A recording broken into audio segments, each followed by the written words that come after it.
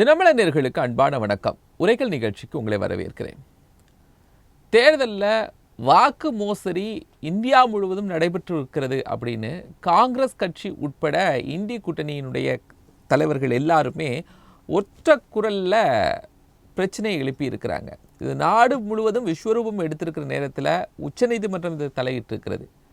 தலைமை தேர்தல் ஆணையர் என்ன சொல்கிறாருன்னா, இது சார்ந்து பிரமாண பத்திரம் தாக்கல் செய்யணும் அப்படின்னு ராகுல் காந்திகிட்ட கேட்டிருக்காரு. அது குறித்து அந்த புகாரை விசாரிக்க முடியும்னு. அதற்கு 7 நாட்கள் கெடு விதித்திருக்கிறார். இந்த புகாரை விசாரிக்கிறதுல என்னென்ன சிக்கல்கள் இருக்குது, இது சார்ந்து நம்ம விவாதிக்க இருக்கிறோம். தேர்தல் ஆணையம் கெடு புகாரை விசாரிப்பதில் என்னதான் சிக்கல்?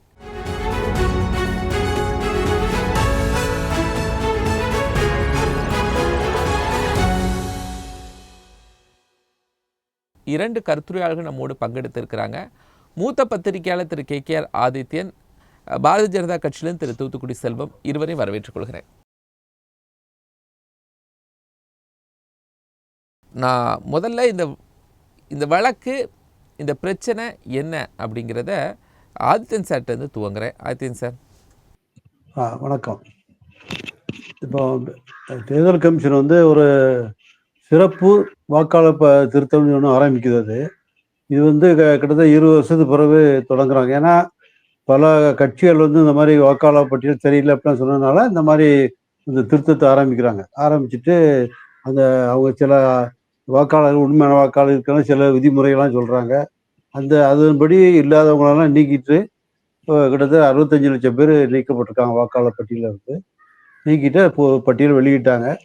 ஆனால் இந்த மாதிரி இருக்கிற பிறகு தான் இதில் முறைகேடு நடக்குது அப்படின்னு சொல்லி ராகுல் காந்தி பெரிய ஓட் சோரின்னு சொல்லி ஒரு பெரிய கேம்பெயின் ஆரம்பித்தார். இப்போ பாத யாத்திரை 20 நாள் போராட்டம்லாம், பாத யாத்திரைலாம் 1300 கிலோமீட்டர் பாத யாத்திரை பீகார் ஃபுல்லாக போகிறேன்னு சொல்லியிருக்காரு. ஏன்னா இந்த தேர்தல் ஆணையம் இதை தொடங்கின மாநிலம் எல்லா மாநிலத்தையும் நடத்த போகுது. ஆனாலும் முதல்ல இது நடத்துகிற பீகார். ஏன்னா அங்கே முதல் கட்டமாக தேர்தல் நடக்க போகுது விரைவில். அதனால அங்கே நடக்குது. இதனால எதிர்கட்சிகளும் இது ஒரு இஷ்யூவாக அந்த ராகுல் காந்தி அந்த ஓட்டு திருட்டுன்னு சொல்லி அந்த வாக்காளர்பட்டு ஒரே வீட்டில் 80 வாக்காளர் இந்த மாதிரிலாம் இருக்கலாம் சொன்னதுனால அது ஒரு பெரிய ஓட் சோரிங்க ஒரு பெரிய பிரச்சாரமாக கொண்டு வந்துட்டார். கர்நாடகா அங்கங்கே எல்லா இடங்களும் நடந்திருக்கு அப்படின்ட்டு. ஆனால் இப்போ அதை அந்த நீக்கப்பட்ட 65 லட்சம் பேருடைய பட்டியலை கேட்டாங்க. கொடுக்க மாட்டேன்னு சொல்லி தேர்தல் ஆணையம் சொல்லிச்சு. ஆனால் இப்போ உச்சநீதிமன்றம் உத்தரவு போட்ட பிறகு நேற்று நைட்லேருந்து நேற்றே எல்லாமே அவங்க பப்ளிஷ் பண்ணிட்டாங்க. அது கூட டிஜிட்டலாக இல்லை, மிஷின் ரீடிங்காக இருக்கு இல்லை அப்படின்னா ஒரு கம்ப்ளைண்ட் சொல்லிட்டு இருக்காங்க. அப்புறம் இந்த ஆதாரத்துக்கு ஆதார் கார்டை ஏற்க மாட்டேன்னு சொல்லிட்டாங்க. இப்போ அது கூட சரின்னு சொல்லி உச்சநீதிமன்றம் சொன்ன பிறகு தேர்தல் ஆணையம் அதிலையும் ஒதுக்கிட்டாங்க. இனிமே இப்போ நீக்கப்பட்ட பட்டியல் வந்த பிறகு அடுத்த கட்டமாக என்ன பண்ண போகிறான்னு தெரியல. இதில் உச்சநீதிமன்றத்தினுடைய பல கருத்துக்கள் உள்வாங்கப்பட்டுச்சு. உச்சநீதிமன்றம் கூட தேர்தல் ஆணையத்திட்ட என்ன கேட்டிருந்தாங்க, நீங்கள் யாரெல்லாம் நீக்கி இருக்கீங்க அப்படிங்கிற பட்டியலை தாங்க, 65 லட்சம் வாக்காளர்களை நீக்கி இருக்கீங்கல்ல அந்த டீட்டெயில் தாங்கன்னு. உச்சநீதிமன்றத்துக்கு தேர்தல் ஆணையம் என்ன சொன்னாங்கன்னா, எங்கள் சட்ட விதிகளுக்கு உட்பட்டு அதெல்லாம் தெரிவிக்கணும்னு தேவையில்லை, அப்படி எங்கள் சட்ட விதிகளில் இல்லைன்னு. பட் இங்கே ராகுல் காந்தி இது சம்பந்தமான பிரமாண பத்திரம் தாக்கல் செய்யணும் அப்படின்னு தேர்தல் ஆணையம் கெடு விதித்திருக்கிறது. அது ஏன்? அதுக்குள்ளே இருக்கக்கூடிய சாராம்சம் என்ன? இல்லை, தேர்தல் ஆணையம் இப்போ ராகுல் காந்தி வெளிப்படையாக ஒரு குற்றச்சாட்டு வைக்கிறார். ஏன்னா தேர்தல் ஆணையம் இந்தியாவில் சுதந்திரமான அமைப்பு. உலகத்தில் மற்ற நாடுகளை விட இந்தியாவில் தான் தேர்தல் ஆணையம் சுதந்திரமாக நியாயமாக நடைபெறுன்னு ஒரு பொதுவான கருத்து இருக்கும். அங்கே சில குறைகள் இருக்கலாம். ஆனால் தேர்தல் ஆணையங்கிறது என்னது? வெறும் டெல்லியில் உள்ள 4 அதிகாரிகளும் அங்கே உள்ள அதிகாரி மட்டும்தான் தேர்தல் ஆணையம் அதுக்குன்னே பணியாற்றுறவங்க. மற்றபடி அந்த தேர்தல் ஆணையம் மற்ற உறுப்பினர்கள் யாரு? மாவட்ட அளவு, மாநில அளவில் கலெக்டர்கள் எல்லாருமே மாநில அரசுகளுடைய ஊழியர்கள் தான். அப்படி இருக்கும்போது அவங்கெல்லாம் அந்த ஊழியர்கள் மாநில அரசு அவங்க தான் பண்றாங்க அந்த வாக்காளர் பட்டியலையே. அப்படி இருக்கும்போது அதை போய் அவர் குற்றச்சாட்டும் போது அவர் எந்த பிரச்சனைங்கிறது தான் இப்போ தேர்தல் ஆணையம். இன்னொன்று, தேர்தல் ஆணையத்தினுடைய செயலில் தேர்தல் நடைமுறை தொடங்கின பிறகு யாரும் குறிக்கிட முடியாது. அதான் உச்ச நீதிமன்றம் அந்த கோகட்டு போட்ட சொன்னதெல்லாம் அதனால தான் சொல்லிச்சாது. யாரும் தலையிட முடியாதுலாம் சொன்னாங்க உச்ச நீதிமன்றம். இது தேர்தல் ஆணையத்தினுடைய அந்த தொடங்கிட்டானா அப்புறம் அவங்க முடிக்கிற வரைக்கும் ஒன்றும் தடையிடக்கூடாது இருந்தால் கூட இப்போ கோர்ட்டு தலையிட்டு சில உத்தரவுகளை பிறப்பிச்சிருக்கு தேர்தல் ஆணையத்துக்கு. ராகுல் காந்தி குற்றச்சாட்டுனா அவர் அந்த ஒரு அவங்க ஆளை வச்சு பண்ணி ஒவ்வொரு ஓட்டா பண்ணிட்டு இருக்காரு. இப்போ அதெல்லாம் 0 ஓட்டுலாம் பிரச்சனை சொல்லும்போது அவங்க முகவரி இல்லாதவங்களாம் நாங்கள் ஓட்டு கொடுக்குறோம் ரோட்டில் போகிறவங்களாம். ஏன்னா நான் வந்து என்னால் ஓட்டு போடல அப்படின்னு நான் கேட்டோட எனக்கு ஒரு ஃபார்ம் கொடுத்தா போட்டு ஒரு தனியாக ஓட்டு போட அனுமதி கொடுப்பாங்க. நீங்கள் கள்ள ஓட்டு உங்கள் ஓட்டை யாராவது போட்டுட்டு போயிட்டா கூட அதை இதில் வாக்குச்சாவடி நான் ஓட்டு போடலையா என் மாதிரி எனக்கு அது ஓட்டு போடணும்னு சொல்லி கேட்டிங்கன்னா உங்கள் ஓட்டு போடுறதுக்கு அனுமதி கொடுப்பாங்க. அது நானே அனுபவிச்சிருக்கேன் அந்த மாதிரிலாம். அதை வாங்கி தனியாக வைப்பாங்க. கடைசியில் சின்ன கண்டி வைக்கும்போது குறுகிய வித்தியாசம் இருக்கும், அதை எடுத்துக்கிடுவாங்க. அந்த மாதிரி இப்போ தேர்தலே அதெல்லாம் கொடுக்க தான் அதெல்லாம் நமக்கு அனுமதி கொடுக்குது. இந்தியாவில் தான் அப்படி இந்த மாதிரிலாம் பெரிய இதெல்லாம் இருக்குது. மற்ற நாடுகள்லாம் அது சொல்லவே முடியாது. நம்ம மற்ற நாடுகளில் எப்படி தேர்தல் ஈவன் அமெரிக்காவில் கூட பாருங்க இன்னும் பழைய காலத்து முறைப்படி கவுண்ட் பண்ணிக்கிட்டு இன்னும் மாறி போச்சு அப்படி ஃப்ராடு அப்படின்னு சொல்லி பெரிய பிரச்சனைலாம் வந்துச்சு அங்கெல்லாம். இந்தியாவில் மக்கள் அதை ஒத்துக்கிறாங்க. தேர்தல் ஆணையம் சொல்கிற முடிவுகளை பெரும்பாலும் இப்போ தான் அரசியல் கட்சிகள் பண்ணுறாங்க. இன்னொன்று, இந்த தேர்தல் ஆணையம் கொடுக்குற திருத்தம் எல்லாத்தையும் யார் வந்து தலையிடுறா? அரசியல் கட்சியுடைய ஏஜென்ட்டுகள், பூத்தில் உள்ள இவங்க தான் திருத்தம் சேர்க்குறதா போகிறாங்க. அப்போ அது தப்பு பண்ணுறோன்னா அவங்க யார் பண்ணியிருக்கணும் அதை? இதையும் நம்ம பார்க்கணும். இந்த தேர்தல் ஆணையம் வந்து எல்லாத்தையுமே அவங்க கரெக்ட் பண்ணியிருக்க முடியாது. இப்போ இருக்கிற காலத்தில் டிஜிட்டல் காலத்தில் அவ்வளோ இன்னும் எளிதாக வாய்ப்புகளுக்கு ஆதாரம்லாம் வந்த பிறகு ஈஸியாக இருக்கலாம். ஆனால் அதை கொண்டு போகிறது யாரு? தேர்தல் ஆணையத்தை போய் ஓட்டு பேர் சேர்க்கறது, நீக்கிறது, திருத்தம் எல்லாமே அரசியல் கட்சி ஏஜென்ட்டுகளை நம்பி தான் உள்ளூரில் உள்ள தேர்தல் அதிகாரிகளே செயல்படுறாங்க. இது ஒரு இருக்கு. மற்றபடி அவங்களுக்கு ஏன்னா அந்த தேர்தலுக்கு போகிற டீச்சர்களுக்கெல்லாம் என்ன தெரியும் அவங்களுக்கு? யார் என்ன இப்போ என்ன பண்ண போறாங்க? தேர்தல் ஆணையம் கெடு விதித்திருக்கிறது ராகுல் காந்திக்கு. ராகுல் காந்தி என்ன செய்ய போறாரு? இல்லை, இப்போ ராகுல் காந்தி அவர் மெயினானது வந்து 65 லட்சம் கேட்டாரு. நான் போட்டாங்களே, இன்னும் அதை அவர் பார்த்துட்டு சொல்ல வேண்டியதான். அவர் கோர்ட்டில் போய் அவர் தாக்கல் பண்ணி சுப்ரீம் கோர்ட்டுக்கு அந்த கேஸ் வந்துட்டு இனிமேல் அவர் கோர்ட்டில் போய் அவர் சொல்ல வேண்டிய அவர் பிரமாண பத்திரம் கேட்டாங்க, அவர் கொடுக்க மாட்டேன்னு சொல்லிட்டாரு தேர்தல் ஆணையம். இன்னும் அவர் சுப்ரீம் கோர்ட்டை போகும்போது தேர்தல் ஆணையம் கேட்கும்போது ஏன் அஞ்சுறாரு? பிரமாண பத்திரம் தாக்கல் செய்யறதுல அவருக்கு என்ன பிரச்சனை? ஒரு அஃபிடவிட் போடுறதுல இல்லை, அவர் என்ன நினைக்கிறாருன்னா தேர்தல் ஆணையத்திட்ட நம்ம ஏன் ஒரு பண்ணணும்? இப்போ சுப்ரீம் கோர்ட்டு வந்தப்போ அவர் போட்டு தாங்கணும், வேற வழியே கிடையாது. தேர்தல் ஆணையத்தை வந்து அதாவது தேர்தல் ஆணையத்தை ஒரு பார்ட்டி மாதிரி நினச்சிட்டு அவர் வந்து ஃபைட் பண்ணுறாரு. அது வந்து பிஜேபியினுடைய கவர்மெண்ட் இருக்கு அப்படின்னு சொல்லிட்டு பண்றாரு. இப்போ அங்கே வந்து பீகாரில் வந்து அவங்க பிஜேபி கூட்டணி அடிச்சிருப்பாங்களேன், மற்ற ஸ்டேட்டில் எப்படி பண்ணுவார்? அப்போ அவங்க ஸ்டேட்டில் மற்ற ஸ்டேட்டு நான் பிஜேபி ஆளுற ஸ்டேட்லலாம் இதே வந்துச்சுன்னா யாரை ஃபைட் பண்ணுவார் அவர்? இந்த மாதிரி பிரச்சனைலாம் இருக்குது. அதனால தான் அவர் வந்து அந்த மாதிரி பிரச்சனை வரணும்னு நினைச்சா தவிர்க்கிறதுக்காகவே மாட்டேன்னு சொல்லிப்பாருன்னு நினைக்கிறேன். இல்ல என்ன ஏன் பயப்படுறாரு? தேர்தல் ஆணையத்தை அவர் ஒரு காமன் இண்டிபெண்டன்ட் பாடியா அவர் நினைக்கிறது இல்லையா? நீதிமன்றத்தை நம்புறாரு. சில நேரங்கள்ல நீதிமன்றம் மேலேயே விமர்சனம் வைக்கிறாங்க. எப்படி தேர்தல் ஆணையம் மேல விமர்சனம் வைக்கிறாங்களோ நீதிமன்றம் மேலேயும் விமர்சனம் வைக்கிறாங்க. பட் நான் நீதிமன்றத்துல பிரமாண பத்திரம் தாக்கல் செய்வேன், தேர்தல் ஆணையம் தானே ஸ்க்ரூட்டனைசிங் பண்ண போகுது, அதுக்கான விளக்கத்தை கொடுக்க போகுது. அந்த சரியான விளக்கத்தை தேர்தல் ஆணையத்திட்ட பெற வேண்டாம்னு ராகுல் காந்தி நினைக்கிறாரா? இல்லை, தேர்தலில் பிரமாண பத்திரம் தாக்கல் பண்ணி சொல்லும்போது அவர் வந்து ராகுல் காந்தியை எந்த விதத்தில் பண்ண போறாரு? ஏன்னா தேர்தல் ஆணையத்தை நேரடியாக போய் அவர் தாக்கல் பண்ணுவாரா? அதெல்லாம் அவர் முடியாது. அந்த தேர்தல் ஆணையத்தை நேரடியாக போய் ஒரு பார்ட்டி மாதிரி போறதுக்கு அவர் விரும்பலை. கோர்ட்டில் வேணா அவர் தாக்கல் பண்ணலாம், வக்கீல்களை வச்சு பண்ணலாம். அவரே இங்கே வந்து அவர் பண்ணுறதுக்கு அவர் விரும்பலை. ஏன்னா அவருடைய குற்றச்சாட்டு தானே அவர் பண்ணிட்டு இருக்காரு. வாயால் அவரோட ஓரலாக வந்து அவர் கொடுத்துட்டு இருக்காரு, இந்த ஆதாரம்னு சொல்லிட்டு இருக்காரு. தேர்தல் ஆணையத்தில் போய் ஒரு நீதிமன்றமாக நினைச்சு அவர் போடுறதுக்கு விரும்புகிற மாதிரி தெரியல. கோர்ட்டுக்கு போனால் கோர்ட்டில் வந்து அவர் போவார், ஏன்னா போய் தான் ஆகணும். அதனால தேர்தல் ஆணையத்தைனா அது வந்து தனிப்பட்ட ஒரு ஆளுக்கு எதிராக கோர்ட்டை வந்து தேர்தல் ஆணையத்தை வந்து ஃபைட் பண்ண முடியாதுன்னு தெரியும் அவருக்கு. அவரால் பண்ண முடியாது. அதனால தான் அவர் அதை முடியாதுங்கிறது திட்டம் மறுத்துக்கிட்டு இருக்காரு. இப்போ சுப்ரீம் கோர்ட் ஆர்டர் போட்டால் பண்ணித்தானே ஆகணும். Okay sir. Thoothukudi Selvam sir, இப்போ நீதிமன்றம் இந்த வழக்கு போயிடுச்சு. நீதிமன்றத்துல வழக்கு இருக்கிற போது நீதிமன்றத்துல தேர்தல் ஆணையம் தாங்க ஒரு டீடைல்ஸ் கொடுக்க முடியாது, ஆனா ராகுல் காந்தி கொடுக்கணும் அப்படின்னு இன்சிஸ்ட் பண்றத எப்படி எடுத்துக்கிறது?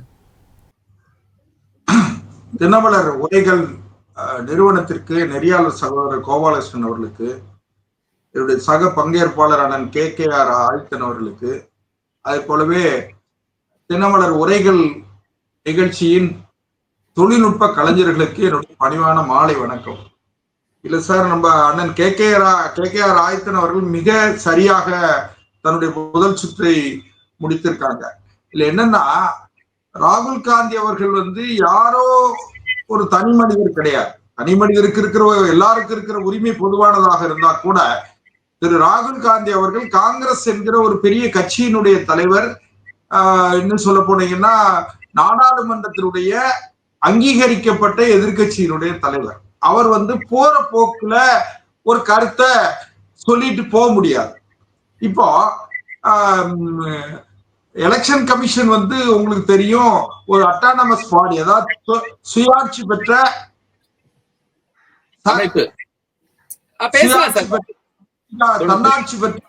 தன்னாட்சி அமைப்பு. அப்போ அவங்க திரு ராகுல் காந்தி பேசுற மாதிரி இவங்க பேசிட முடியாது. இன்னைக்கு ராகுல் காந்தி பேசுகிறார், நாளைக்கு எவரோ ஒருவர் பேசுவார், வடக்கே இருந்து ஒருவர் தெற்கே இருந்து ஒருவர்னு பேசுவார். அதுக்கெல்லாம் பதில் சொல்லிட்டு இருக்க முடியாது. இன்னும் ரெண்டாவது ஒண்ணு கேட்டீங்கன்னா, இப்போ ஒரு உதாரணத்துக்காக நான் சொல்றேன், தமிழ்நாட்டை எடுத்துக்கிட்டீங்கன்னா ஒரு 68,100 எலக்ட்ரல் பூத் இருக்கு.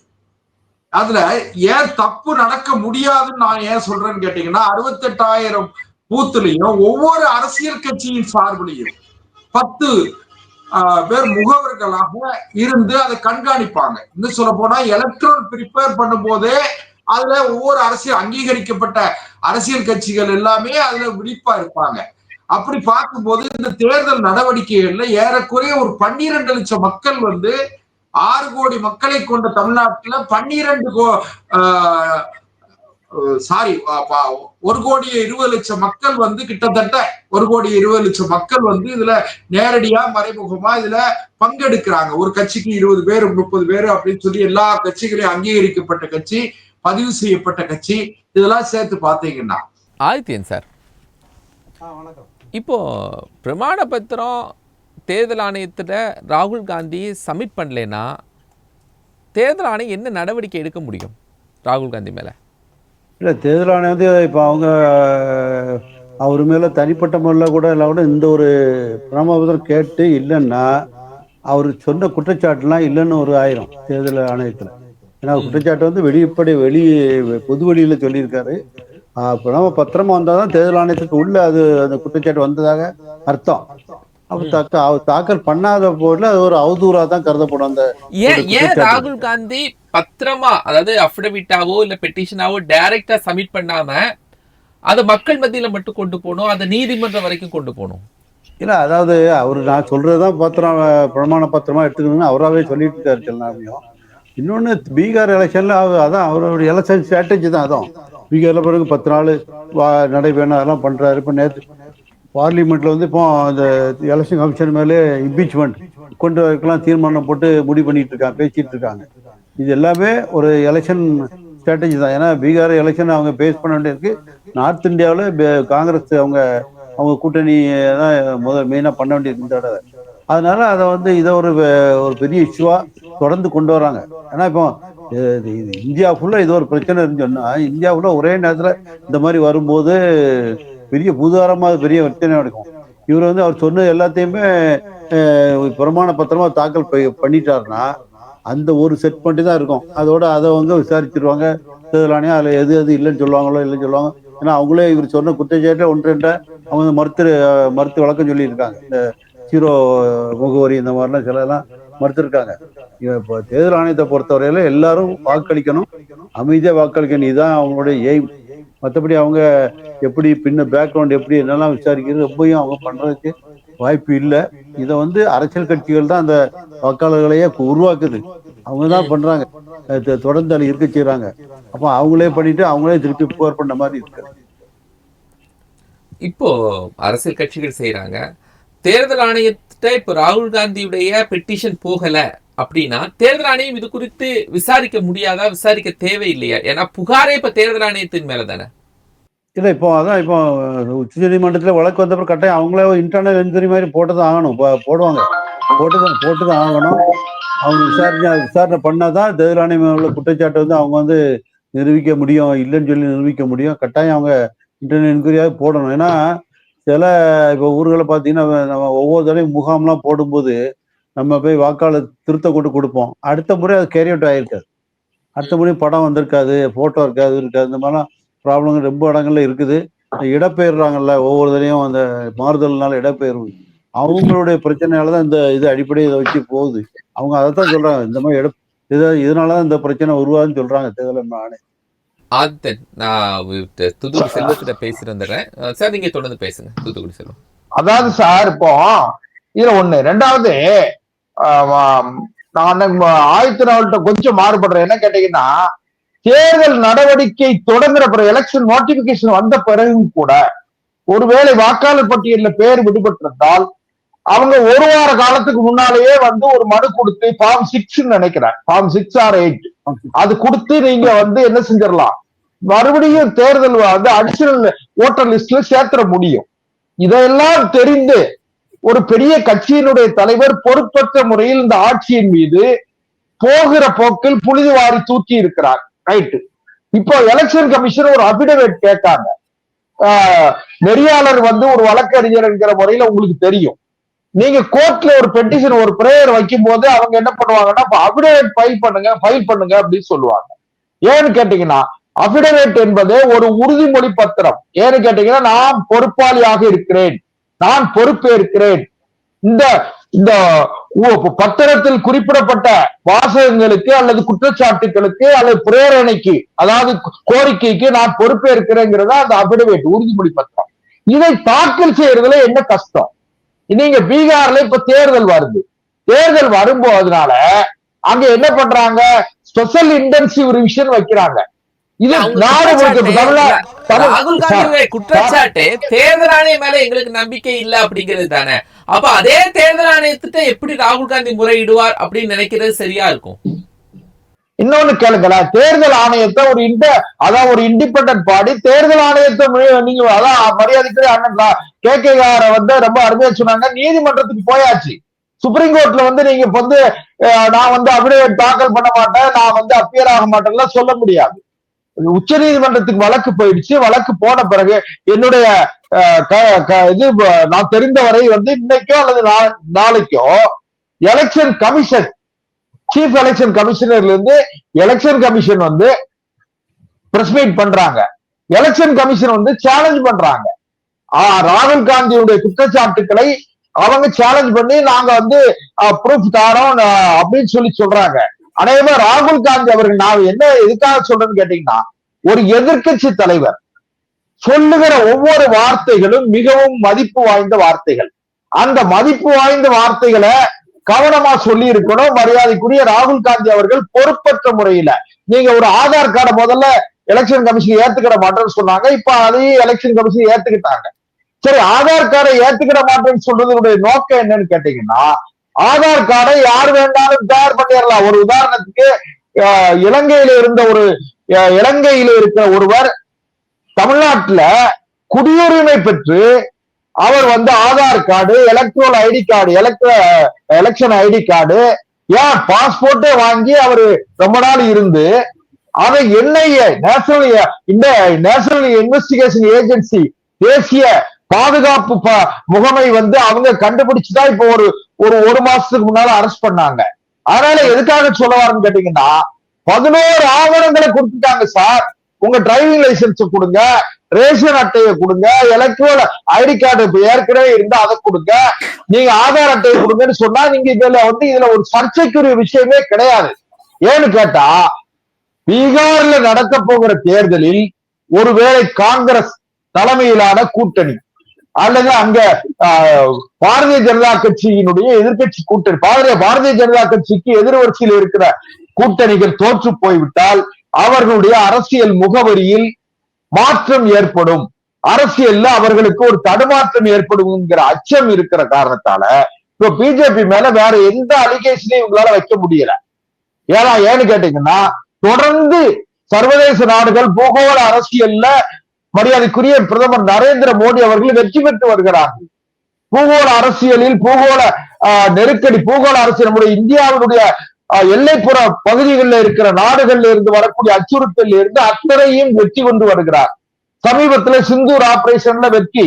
இப்படி தொடர்ந்து பாரதிய ஜனதா கட்சிக்கு கிடைக்கிற வெற்றி, பெருமை, புகழ், இதை பார்த்தவுடன் ஒரு எதிர்கட்சியாக இல்லாமல் எதிரி கட்சியை போல ராகுல் காந்தி அவர்கள் ஒரு பொறுப்பான அல்லது இல்ல எல்லா அதிகமான தரவுகளை சார் தூத்துக்குடி செல்லும் சார், ராகுல் காந்தி மட்டும் இல்ல, எல்லா கட்சிகளும் தானே இருக்கிறாங்க.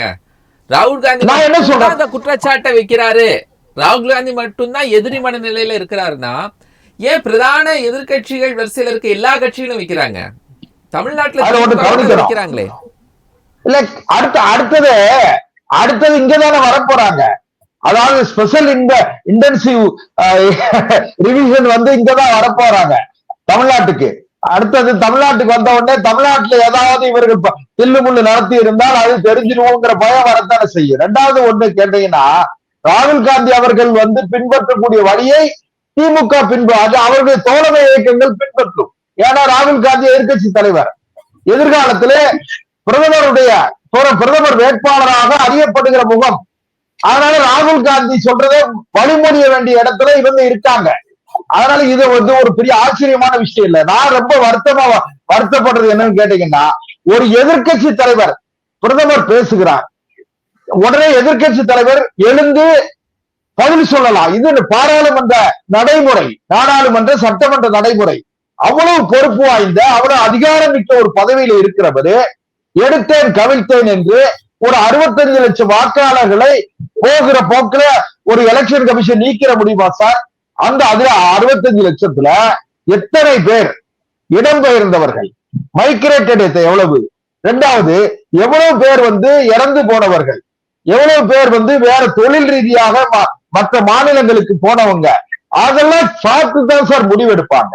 அப்ப நான் இன்னும் ஒரு வாரத்துக்காக வச்சுக்கிடுவோம். இந்த தூத்துக்குடி செல்வம் சார், இதெல்லாம் ஓகே தான். ஆனா ராகுல் காந்தி தேர்தல் ஆணையம் மேல சந்தேகப்படுறாரு. அப்ப அதை பிரமாண பத்திரத்தை நீதிமன்றம் கேட்பதுல தவறில்ல.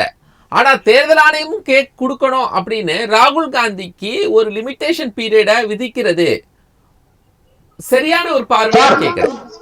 நீங்க அவங்களுக்கு ஜுடிஷியரி பவர் இருக்கு சார். தேர்தல் ஆணையத்துக்கு தேர்தல் கமிஷன் மேலதான் எனக்கு டவுட்டே, தேர்தல் கமிஷன் மேலதான் சொல்றாரு. அவங்ககிட்ட கொடுத்தே சார். நான் ஒண்ணு கேளுங்க, கோபாலகிருஷ்ண சார் மேல ஒரு சந்தேகத்தை எழுப்புகிறேன் அல்லது ஒரு குற்றச்சாட்டை சொல்லுகிறேன் என்று சொன்னால், கோபாலகிருஷ்ண சார் வந்து நீங்க உங்களுக்கு எனக்கு பொதுவான அமைப்பு ஒருத்தர்கிட்ட போய் நான் வந்து கோபாலகிருஷ்ண சார் மேல சொல்ற குற்றச்சாட்டுக்கு நான் பொறுப்பேற்கிறேன்னு சொல்றதுல எனக்கு என்ன தயக்கம்?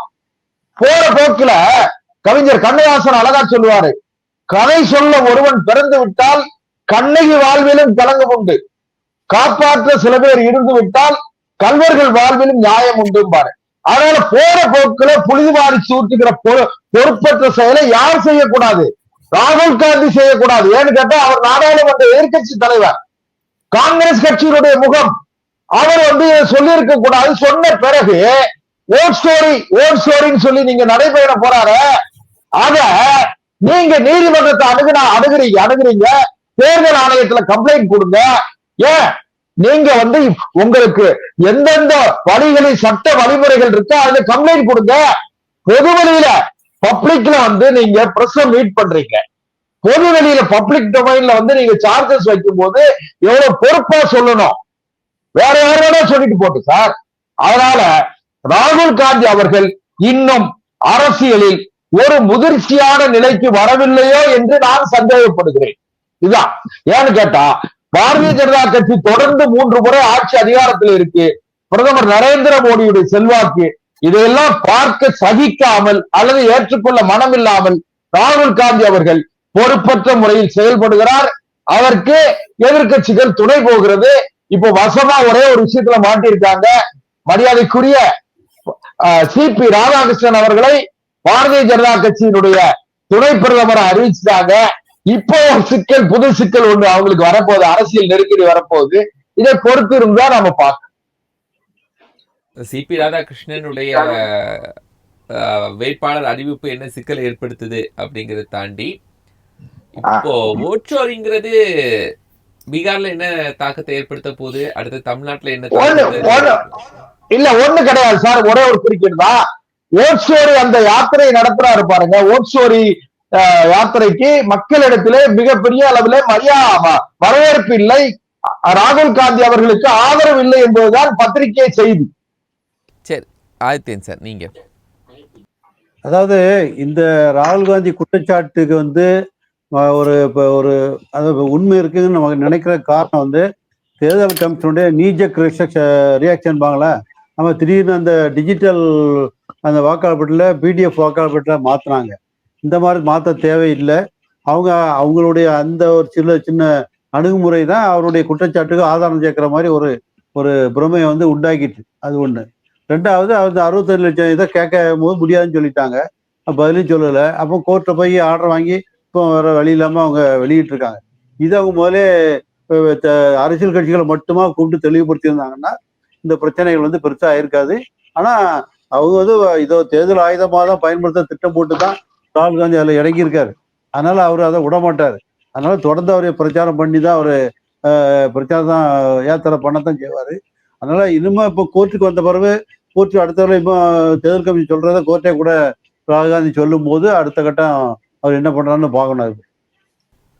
இந்த தேர்தல் ஆணையத்துக்கு இதற்கு மேல் பவர்ஸ் இருக்கா? ராகுல் காந்தி கொடுக்கவில்லைன்னா ராகுல் காந்திக்கு பனிஷ்மெண்ட் கொடுக்கிற அளவுக்கு இல்ல அந்த அளவுக்கு பவர் இருக்காருன்னு தெரியல. ஏன்னா இப்போ ஒருத்தர் தேர்தல் தப்பு பண்ணிட்டாரு அந்த மாதிரினா அவர் ஆக்ஷன் எடுக்கலாம். இவர் வந்து தனிப்பட்ட மேல ஒரு எல்லாரும் குற்றஞ்சாட்டமோ அவர் குற்றஞ்சாட்டு இருக்கார் தேர்தல் ஆணையம் மேல. அவ்வளவுதான்.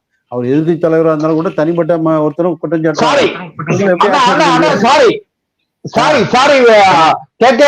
நீங்க வந்து தயவு செய்து வந்து அப்படியே மேல் போக்கா போகாதீங்க. தேர்தல் ஆணையத்தின் மேல ஒரு இண்டிபெண்டன்ட் பாடி மேல நீங்க ஒரு சார்ஜஸ் ஒரு அலிகேஷன் வச்சிருக்கீங்க. வச்சிருக்கிற ஒரு பொறுப்பான எதிர்கட்சி தலைவர் அவர் வந்து நீதிமன்றத்துக்கு போன பிறகு நீதிமன்றத்தில் அவருடைய குற்றச்சாட்டை நிரூபித்தே தீர வேண்டும். அப்படி நிரூபிக்கிறேன்னு சொன்னா அந்த பொய்யான தகவல்கள் ஒருவேளை இருக்குமானால் ராகுல் காந்தியுடைய குற்றச்சாட்டு தவறாக இருக்குமானால் அந்த தவறுக்கு அவர் பொறுப்பேற்க வேண்டும். பொதுமக்கள் மத்தியில மன்னிப்பு கேட்க வேண்டிய அளவிற்கான ஒரு சூழ்நிலை ஏற்பட்டால் ஆச்சரியப்படுறது. அப்போ நீதிமன்றம் நடவடிக்கை எடுக்கணும் தவிர தேர்தல் ஆணையம் எடுக்க முடியும். எடுக்குன்னு சொல்லல. நீதிமன்ற நடவடிக்கை எடுத்தால் நீதிமன்றத்துக்குள்ள போயாச்சு. இனி ராகுல் காந்தியோ தேர்தல் ஆணையமோ ரெண்டு பேருமே வந்து அவரவர் பொறுப்பை தட்டி கழிக்க முடியாது. அவரவர் பொறுப்பு அவரவர்களுக்குள்ள கடமைகளை சரியா செஞ்சுதான் ஆகணும். தேர்தல் ஆணையமும் ஆகட்டும் அதே ராகுல் காந்தி ஆகட்டும். ராகுல் காந்தி உண்மையிலே நேர்மையானவராக இருந்தால் தன்னுடைய தரப்பில நியாயம் தன்னுடைய குற்றச்சாட்டுல நியாயம் இருக்குன்னு சொன்னா அவர் அதுல பொதுமக்கள் மத்தியில போய் ஏதோ ஓட்ஸ் ஓடிலாம் சொன்னார்ல. அவ எலெக்ஷன் கமிஷன்ல ஒரு அபிடவேட் கொடுத்து அந்த அபிடவேட்ல சொல்லிட வேண்டியதானே. அந்த அபிடவேட்ட எலெக்ஷன் கமிஷன்ல கொடுத்துட்டு பப்ளிக் டொமைன்ல வைங்க, நீங்களும் நானும் விவாதிப்போம். அது செஞ்சிருக்கலாம்ல. அதனால ராகுல் காந்தியை அவருடைய கோரிக்கை தான் உச்ச நீதிமன்றம் ஏற்றிருக்கு. அதனால அதைப்படிதான் நடக்குது. ஆனா என்னால உச்ச நீதிமன்றம் நினைச்சா அவருக்கு சொன்னது தப்புன்னு கண்டுபிடிச்சு அவர் மேல ஆக்ஷன் எடுக்கலாம். நேரடியா வந்து தேர்தல் கமிஷன் ஒரு மேல எடுக்க முடியுமாங்கிறதான் தெரியல. நான் தேர்தல் ஆணையம் எடுக்கும்னு சொல்லல, எடுக்க முடியும் நான் சொல்லல. உச்ச நீதிமன்றத்துக்கு போன பிறகு உச்ச நீதிமன்றத்துக்கு நோ ஒன் இஸ் எபோவ் லான்னு சொல்லுவோம்ல, சட்டத்திற்கு மேற்பட்டவர்கள் மேம்பட்டவர்கள் உயர்ந்தவர்கள் யாரும் இல்ல. அதனால எல்லோருமே சட்டத்துக்கு உட்பட்டவர்கள் தான். தேர்தல் ஆணையத்தில் ராகுல் காந்தியினுடைய அரசியல் நாடகம் அரசியல் இன்னும் சொல்ல போனா முதிர்ச்சியின்மை அம்பலப்படும்னு நான் நினைக்கிறேன். ராகுல் காந்தியின் அரசியல் நாடகம்னு சொல்றாரு சார் ஆதித்யன் சார். இல்ல அதாவது இது வந்து ஆளுங்கட்சியினுடைய அவங்க சொல்றதுதான். ஏன்னா இது வந்து நேச்சர். அதாவது எதிர்கட்சி ஒண்ணு சொல்லும் போது அவங்க நாடகம் சொல்றது தப்பு ஒண்ணும் இல்லை. ஏன்னா அவங்களுடைய வியூ அதுவா தான் இருக்கும். ராகுல் காந்தி போதுல அவருக்கு தேர்தல் அவரு இது பீகார் தேர்தல் அவர் சந்திக்கிற விதம் வந்து இதை பயன்படுத்தாரு. இது ஒரு கருவியா பயன்படுத்தி அதை பிரச்சாரம் பண்ற ஒழிய இன்டென்ஷன் வந்து பீகார் எலெக்ஷன்ல எப்படி. ஏன்னா இப்போ ஒவ்வொரு எலெக்ஷன்லயும் பீகார்ல வந்து கொஞ்சம் இல்லை தான் அந்த கூட்டணி வந்து தப்பி வந்திருக்கு. நிதிஷ்குமார் 2-3 தடவை அங்கே சிஎம் அடுத்த தடவை அவர் கொடுப்பாங்களாங்களோ ஒரு கேள்விக்குறி. பிஜேபியே சிஎம் வர்றதுக்கு வாய்ப்பு இருக்கு. அப்போ அதெல்லாம் பயன்படுத்தி இவங்க என்ன பண்ண போறாங்கிறதான் இது பண்றாரு. இப்போ அவர் அங்கே லல்லு பிரசாத் மேலே எவ்வளோ ஊழல் புகார் சாட்டு கொடுத்தா கூட அவர் பையன் வந்து அங்கே ஜெயிச்சுக்கிட்டு தான் இருக்காரு. ஆனாலும் இந்த அளவுக்கு வரல. வெற்றி பெற அளவுக்கு கொஞ்சம் மார்ஜினில் தான் அவங்க போயிட்டு இருக்காங்க. அதனால இதை ஒரு பெரிய பிரச்சாரமா ஆக்குறதுக்காக தான் ராகுல் காந்தி இறங்குறாரு. இன்னொன்னு அங்க வந்து என்னதான் இருந்தாலும் இவரை மேஜர் பார்ட்னரா ஒத்துக்கிட மாட்டாங்க ராகுல் காந்தியை, காங்கிரஸை. அதனால அவர் தன்னுடைய நிலையை வலுப்படுத்துறதுக்காகவே இந்த மாதிரி இது ஒரு பெரிய பிரச்சாரமா முன்னெடுத்திருக்காரு ராகுல் காந்தி. சரி சார், நிறைவான கேள்விதான். இப்போ இந்த பிரச்சனைங்கிறது தேர்தலில் உண்மையாகவே எதிரொலிக்குமா? ஏன்னா இலவச திட்டங்கள், தேர்தல் வாக்குறுதிகள், பிரச்சாரம், இந்த மாதிரி விஷயங்கள்லாம் போகும்போது இந்த பிரதான குற்றச்சாட்டுகள் அப்படின்னு இந்தியா முழுவதும் இது நடந்துச்சு அப்படின்னு சொல்றதே மக்கள்கிட்ட எடுபடுமா? நம்ம தமிழ்நாட்டில் விவாதிக்கிறோம், மக்களிடம் அந்த தேர்தல் களத்தில் இது எதிரொலிக்குமா? இது இந்த மாதிரி பெரிய குற்றச்சாட்டுகள்லாம் கீழ் மட்டத்தில் எப்படின்னு தெரியல. ஏன்னா அங்கே பீகார் எலெக்ஷன் எப்படி, தமிழ்நாட்டு எப்படி எலெக்ஷன் நடக்குன்னு நமக்கு தெரியும். கடைசி 2 நாள்ல என்ன நினைப்பாங்க, என்னதான் பிரச்சாரம் பண்ணி கத்தி ஓஞ்சாலும் நீ எவ்வளவு தர தான் அங்கே தேர்தல் முடியுது தமிழ்நாட்டில். அது பீகார்ல எப்படி நடக்குன்னு தெரியல நமக்கு. அங்க உள்ள தேர்தல் நடக்கும். அங்கே விளைஞ்சாலும் ரூபா கொடுக்கலாம் இல்லைன்னு சொல்றாங்க, சில இப்போ இருக்குன்னு சொல்றாங்க. அதனால அதை வச்சுதான் அங்கே இருக்க வேண்டிய இவரை பச்சா படித்தவங்க மத்தியில எடுபடலாம். நம்ம நகர்ப்புற வாக்காளர் மத்தியில் இதெல்லாம் பெரிய இதாக எடுபடலாம், வாய்ப்பு இருக்கு அந்த குற்றச்சாட்டுகள். அது பிஜேபி எப்படி அதை கவுண்டர் பண்ணதான் பார்க்கணும். அதுக்கு உச்ச நீதிமன்றம் இந்த பிரச்சனை முடிஞ்சு அதில் என்ன தீர்ப்பு வருதுன்னு பார்க்கணும். அது இப்போ அவங்க இந்த பட்டியல் வெளியிட்ட பிறகு இன்னும் திருப்பி அதை அதிகாரப்பூர்வமாக கொண்டு வர வாய்ப்புகள் இருக்கு. எப்படி குற்றச்சாட்டு உண்மையா பொய்யாலாம் தெரிய வாய்ப்பு இருக்கு. ஸோ இப்போ நிறைய விஷயங்கள் இருக்கு இந்த வழக்கே முடியணும் அப்படின்னு சொன்னால். ஆனால் இது தேர்தலில் எதிரொலிக்கிறாங்கன்னு நம்ம ரெண்டாவது தான் பார்க்க முடியும். தூத்துக்குடி செல்வம், உங்களுடைய நிறைவான கருத்து? அதாவது ஒருவேளை தேர்தல் ஆணையத்தை ஆளுங்கட்சி மத்தியில இருக்கிற ஆளுங்கட்சி பயன்படுத்தி வெற்றி தோல்வியை தீர்மானிக்க முடியும் என்று சொன்னால், தமிழ்நாட்டுல நாங்க 40 இடத்துல தோத்திருக்கோம். தமிழ்நாட்டுல இன்னைக்கு இல்ல, 2019 தோத்திருக்கோம், 14 தோத்திருக்கோம், 19 தோத்திருக்கோம், 24 தோத்திருக்கோம். நாங்க ஒரு 4-5 இடங்கள்ல 10 இடங்கள்ல நாங்க வெற்றி பெற்றுக்க முடியுமா முடியாதா? ஒருவேளை இவங்களுக்கு எதிர்கட்சிகளுடைய வழக்கம் எப்படின்னு கேட்டீங்கன்னா, வெற்றி பெற்றால் மக்கள் எங்களை ஆதரிக்கிறார்கள், கொண்டாடுகிறார்கள், பாரதிய ஜனதா கட்சியை நிராகரித்து விட்டார்கள் சொல்லுவாங்க. தோத்து போயிட்டாங்கன்னு சொன்னா உடனே electoral voting machine, vote story, தேர்தல் வாக்கு திருட்டுன்னு சொல்லி ஒரு அபாண்டமான குற்றச்சாட்டை சொல்றது எதிர்கட்சிகளுடைய பழக்கம். இது மக்களிடம் எடுபடாது. இன்னும் சொல்ல போனீங்கன்னா, இதை தமிழ்நாட்டிலே ஆதரிக்கிறதுக்கு காரணம் என்ன? தமிழ்நாட்டில் இன்றைக்கு இருக்கிற அரசியல் சூழல் ஆளுங்கட்சிக்கு எதிரான மனநிலை வளர்ந்து வருகிறது. எதிர்கட்சிகளுக்கான ஆதரவு நிலை வளர்ந்து வர்ற காரணத்தினால தமிழ்நாடு வேற வழி இல்லாம ராகுல் காந்தியுடைய பொய் பிரச்சாரத்திற்கு துணை போகிறது திமுக. நன்றி தூத்துக்குடி செல்வம். தேர்தல் ஆணையம் புகாரை விசாரிப்பதில் என்னதான் சிரமம் என்ற விவாதத்தில் 2 கருத்துரையாளர்கள் நம்மோடு பங்கெடுத்தாங்க. மூத்த பத்திரிகையாளர் KK ஆதித்யன், பாரதிய ஜனதா கட்சியிலும் திரு தூத்துக்குடி செல்வம், இருவருக்கும் மனமார்ந்த நன்றிகள். நேயர்களே, மற்றும் ஒரு விவாத நிகழ்ச்சி சந்திக்கலாம். நன்றி.